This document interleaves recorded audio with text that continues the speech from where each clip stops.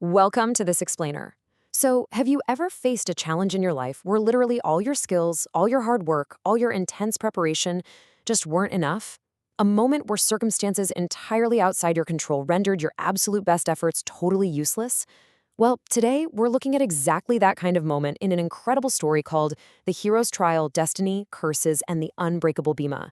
We're going to dive into a fascinating passage from the ancient text that completely flips the script on what it actually means to be powerful. It's a narrative that blends some seriously intense physical action with these deep philosophical questions, all centering around a legendary hero who has never, ever known defeat until now. Okay, I want you to imagine a warrior possessing the physical power of 10,000 elephants. Just let that sink in for a second. 10,000 elephants. We're talking about Bhimasena. This is a hero who has effortlessly slain countless lions, tigers, buffaloes, and just towering beasts in direct hand-to-hand combat. These mighty beings, these ancient monsters, they can't even stand the sheer concussive force of his arms. His entire life, his core identity, his self-worth, his whole role in his family, it's all built entirely on this unmatched, overwhelming physical supremacy.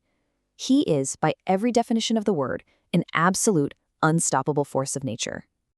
Right, so let's set up this completely impossible scenario. Our unstoppable hero, Bhimasena, suddenly finds himself totally paralyzed in the coils of a mysterious snake, and he genuinely begins questioning his very reality. He actually asks the serpent if it's using some dark ancient magic because, despite exerting all his unimaginable strength, he is entirely, completely overcome. It's this profound moment of crisis. For the first time in his entire life, this warrior with the strength of 10,000 elephants is forced to admit that the physical strength of men might just be a total illusion when it's faced with a force that is fundamentally greater. Part 1. The Fallen King's Curse. Unmasking the Monster. As it turns out, we quickly discover this is absolutely no ordinary beast just acting on primal instinct. The serpent actually speaks, and he reveals himself to be Nahusha.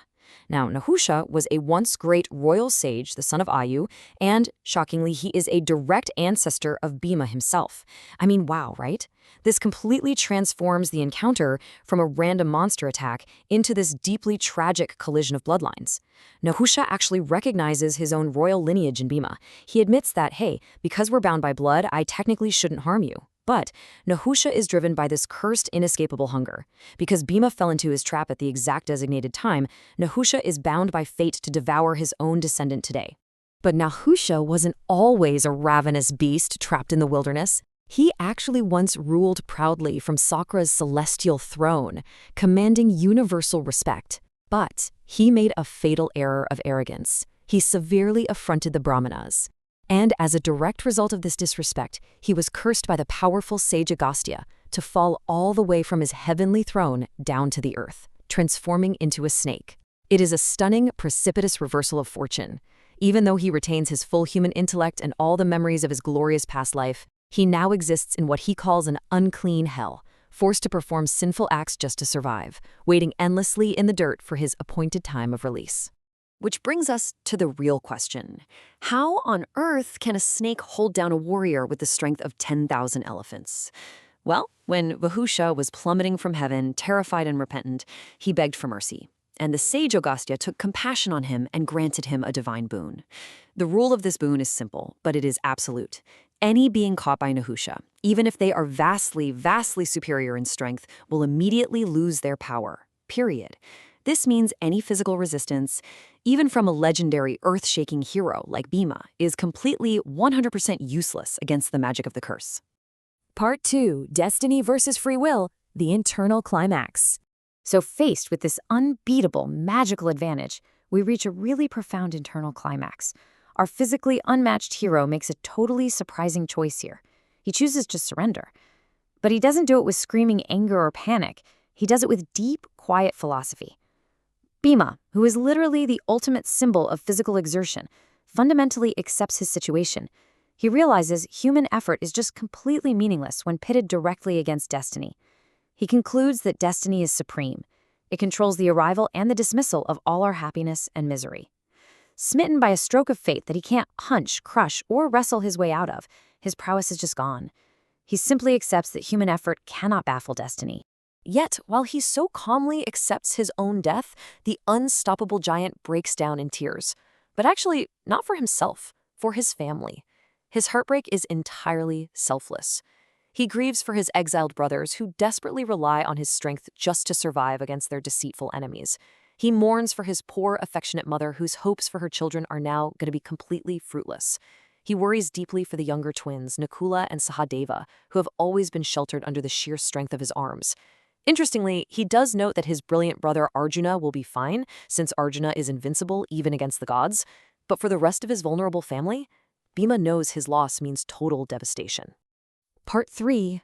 Omens of Impending Doom, a Shift in Perspective. Now let's shift gears for a second because, miles away from this dark cavern, Bhima's eldest brother, King Yudhishthira, suddenly realizes something is horribly, horribly wrong. The atmosphere just turns violently unnatural. Jackal starts setting up these frightful, inauspicious yells. He sees terrifying Vartika birds, and get this, they are grotesquely deformed with only one wing, one eye, and one leg, literally facing the sun and vomiting blood. Yeah, pretty intense. Dry, violent winds begin to blow, kicking up blinding grit everywhere. Black crows cry out, "Go, go," from right behind him. And physically, Yudhishthira's own body starts warning him. His right arm twitches spasmodically, his chest shakes, his left eye contracts. Every single sign in nature is screaming that a massive, imminent calamity has just occurred. Part 4, Tracking the Lost Brother, a Path of Disruption. Knowing disaster has struck, Yudhishthira doesn't hesitate. He leaves his camp and loved ones under strict protection and heads deep into the forest to hunt down his missing brother. And he ends up following a path of pure, unadulterated destruction. First, he finds the earth deeply marked by Bhima's incredibly heavy footprints. Then he passes thousands of scattered deer and hundreds of slain lions and elephants, just the bloody aftermath of Bhima's immense power. He even follows a trail of shattered, leafless trees that were actually pulled down just by the sheer wind generated by Bhima's running speed. Crazy, right? Finally, this chaotic, incredibly dangerous trail guides Yudhishthira right to a dry, brackish mountain cavern completely covered in thorny plants. Yudhishthira finally enters the dark cavern, and he locks eyes with an incomprehensible sight. His unstoppable younger brother, the man with the strength of 10,000 elephants, the guy who just shattered an entire forest merely by running through it, is rendered completely, utterly motionless, hopelessly trapped in the folds of a giant snake. The sheer visual contrast of the mighty Bhima reduced to absolute stillness is just horrifying. But remember the hidden rule of Nahusha's curse we talked about earlier? The sage Agastya promised the fallen king that he would be freed from his snake form, but only under one very, very specific condition. Only a person possessing profound philosophical wisdom, someone deeply conversant with the intricate relationship between the soul and the supreme being, who can correctly answer the snake's riddles, will actually be able to deliver him and free his captives. Physical strength has already failed. Bhima's muscles are entirely useless against fate. The only thing that can break this divine curse now is intellect, spiritual understanding, and profound wisdom. It really makes us ask ourselves, when our own strength fails against circumstances we absolutely cannot control, do we have the wisdom to navigate our way out? So, I want to leave you with this final thought to ponder as we wrap up this explainer. When raw physical power utterly fails in the face of destiny, will the mind and philosophical wisdom of King Yudhishthira be enough to answer the cursed king's questions, free the serpents, and outsmart fate itself?